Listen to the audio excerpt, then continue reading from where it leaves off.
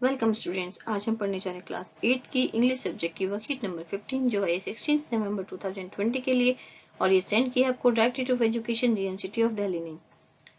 आज की जो वर्कशीट है इसका टॉपिक है ज्योग्राफी लेसन। ये आपकी बुक में लेसन है, पोएम है एक जिसका नाम है ज्योग्राफी लेसन, उसे आज हम पढ़ेंगे।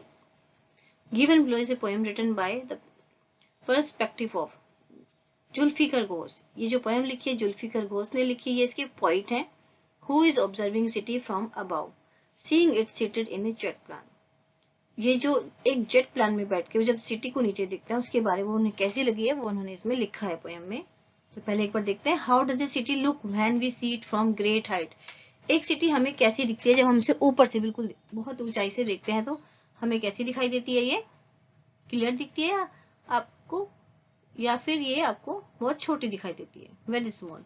तो आपको उस पर टिक करना है जो भी आपका इसमें से आंसर होगा, ठीक है। तो ये बहुत, जब आप किसी भी सिटी को ऊपर से देखोगे तो आपको छोटी दिखाई देती है। Read the following stanza in answer the questions that follows. When the jet sprang into the sky, it was clear why the city had developed the way it had.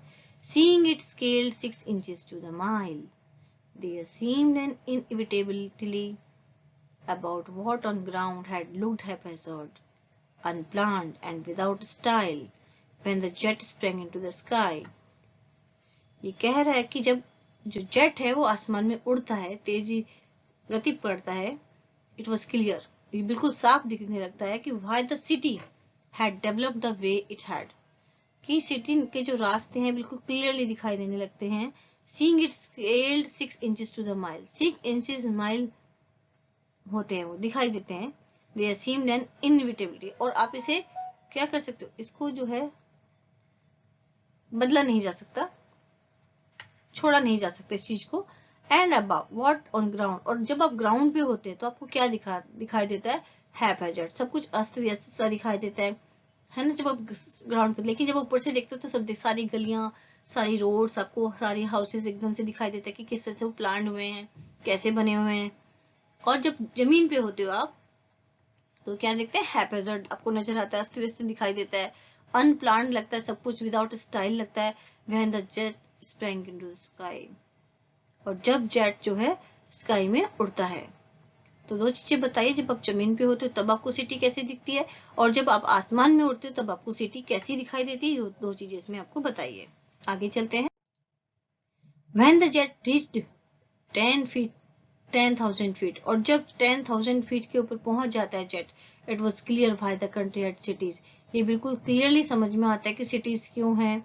और country had cities where the rivers run, कहाँ पे country में city है और कहाँ पे इसमें river है। Why the valley were populated, और जो वैली है वो पॉपुलेटेड क्यों है।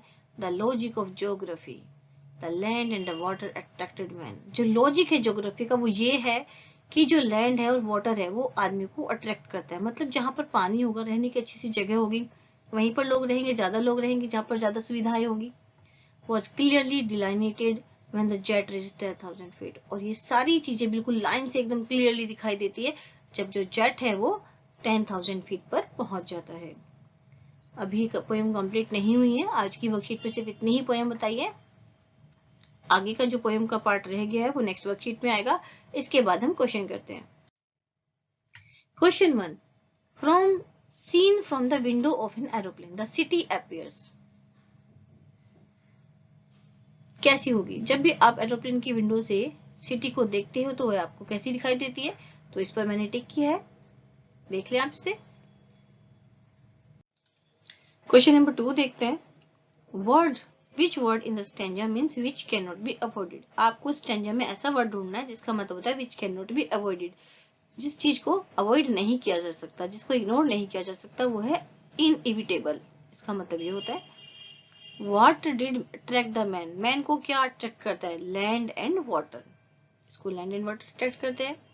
From a certain height a mile got reduced to 6 inches में आ जाएगा, ठीक है।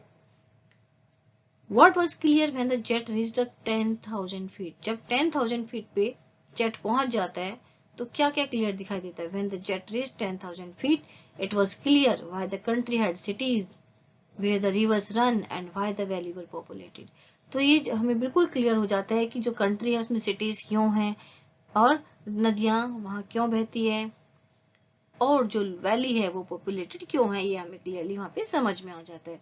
तो आज की जो वर्कशीट है ये आपकी पोएम से थी और आपको अच्छे से समझ आ गई होगी। तो जल्दी लाइक करें, अपने फ्रेंड को शेयर करें और जिसने इस चैनल को सब्सक्राइब नहीं किया है वो इस चैनल को सब्सक्राइब करें। मिलते हैं एक और नई वीडियो के साथ, तब तक के लिए थैंक यू स्टूडेंट्स।